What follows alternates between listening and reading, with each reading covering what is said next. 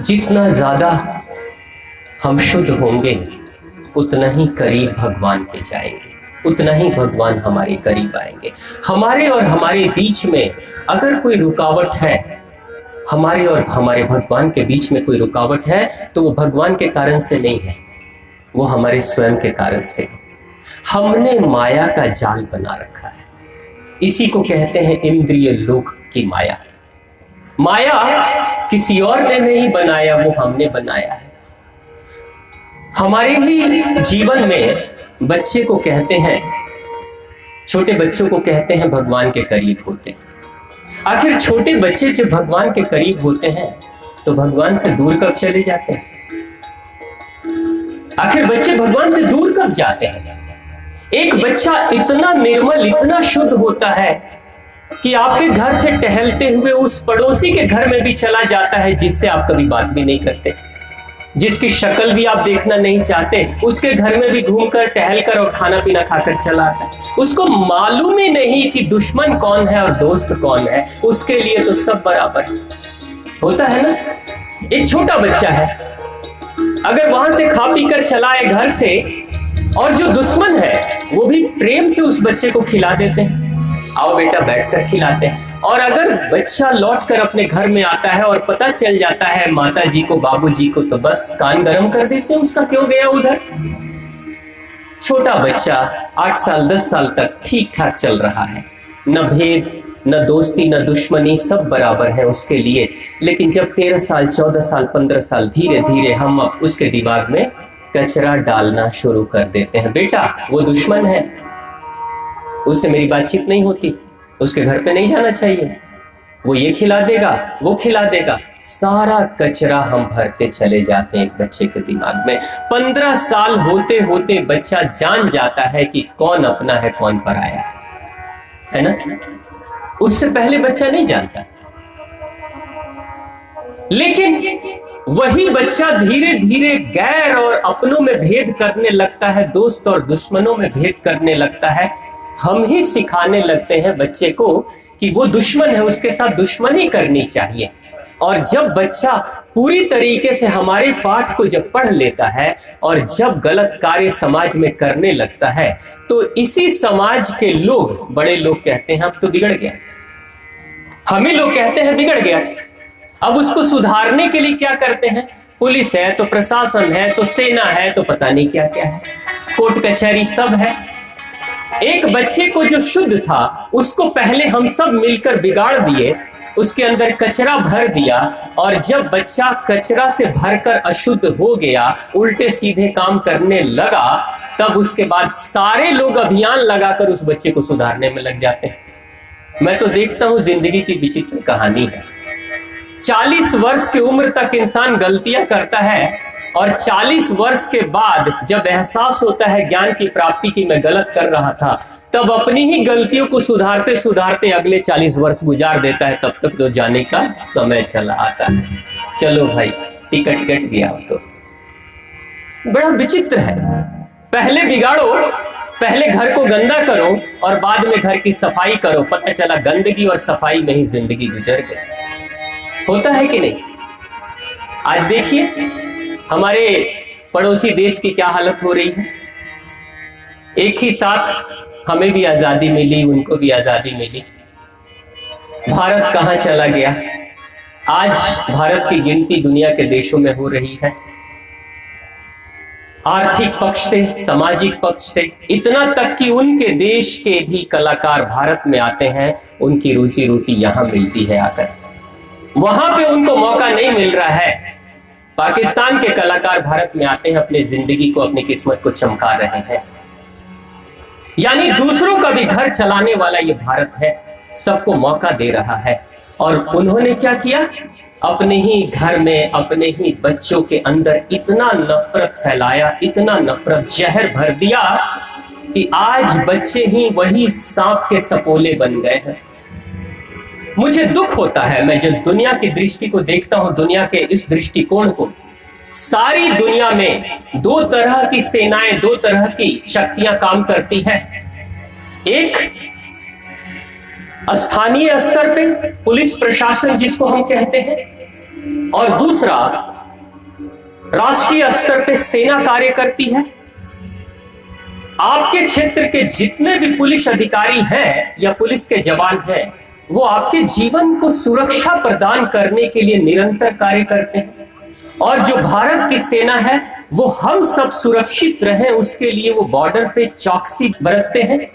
और हमेशा अपनी जिंदगी, ना हमारे भारत के फौजियों की न कोई होली होती है, न दिवाली होती है, न कोई पर्व मनाते हैं वो, क्योंकि बर्फीले क्षेत्रों में वहां ठंड से ठिठुरते हुए भी अपने देश की रक्षा के लिए हमेशा कार्य करते रहते हैं।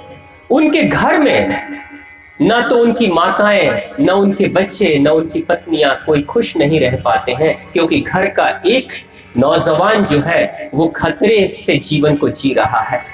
दिल की धड़कनें उसकी भी तेज है देश की सुरक्षा के लिए, और दिल की धड़कनें इसकी भी तेज है कि पता नहीं मेरा बेटा लौट कर आएगा कि नहीं, मेरा पति वो लौट कर दोबारा से आएगा कि नहीं। कितनी कठिनाई से जीवन जी रहे हैं भारत के फौजी, उसी के नतीजे में हम शांति से बैठकर कथा सुन रहे हैं। हम दिवाली मना लेते हैं, हम ईद बकरीद मना लेते हैं, हम रमजान कर लेते हैं, हम अपने दुर्गा पूजा कर लेते हैं। क्यों? क्योंकि वो बेचैन है, हमें शांति प्रदान कर रहे हैं, तब हम शांति से जीवन जी रहे हैं। और कभी कभी तो उनकी लाशें भी लौट कर आती है। दुनिया के सभी पुलिस प्रशासन के लोग और फौजी हमेशा अपने जनता को बेहतर जीवन देने की कोशिश करते हैं, लेकिन एक ऐसा पड़ोसी देश है जहां के फौजी ही वहां के नौजवान को आतंकवादी बनाए चले जा रहे हैं। कैसे रक्षक हैं ये जो वहां के युवाओं को भक्षक बना रहे हैं। कहते हैं कि जो नौजवान है वो आज का वर्तमान है। किसी भी देश का नौजवान आज का वर्तमान है।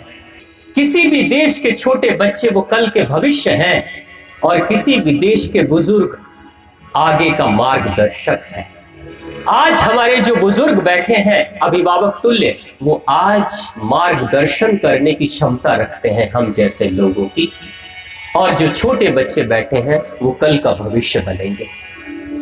उस देश में, पड़ोसी देश के ऊपर तरस आता है मुझे जब मैं उसके बारे में सोचता हूं कि वर्तमान नौजवानों के हाथों में जब किताब कॉपियां होनी चाहिए थी, बेहतर इंसान बनने की कोशिश करनी चाहिए थी, डॉक्टर इंजीनियर्स बनाने की कोशिश करनी चाहिए थी, तो उस समय हाथों में बंदूक पकड़ा दिया। और आज का नौजवान कल के आने वाले भविष्य को गोलियां मार रहा है। पेशावर में छोटे छोटे बच्चे सैनिक स्कूल में पढ़ाई कर रहे थे।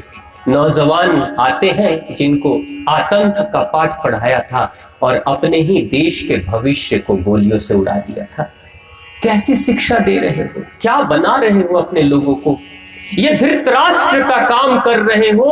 अंधा राजा जब होता है, जब व्यक्तित्व का अंधापन छा जाता है, तो उसे दिखता नहीं कि हम ही अपने ही बच्चों को सांप के सपोले बना रहे हैं।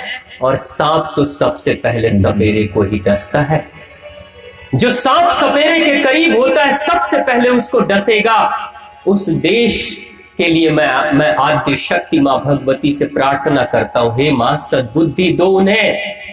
वो धरती इतनी महान थी कभी कि हमारे देश के महान गुरु चाणक्य जैसे गुरु निकल कर आते हैं और चंद्रगुप्त मौर्य जैसा मौर्य वंश का इतना बड़ा साम्राज्य खड़ा करा देते हैं। आज उस पवित्र भूमि के ऊपर आतंक का पाठ पढ़ाया जा रहा है और पूरी दुनिया बर्बाद हो रही है।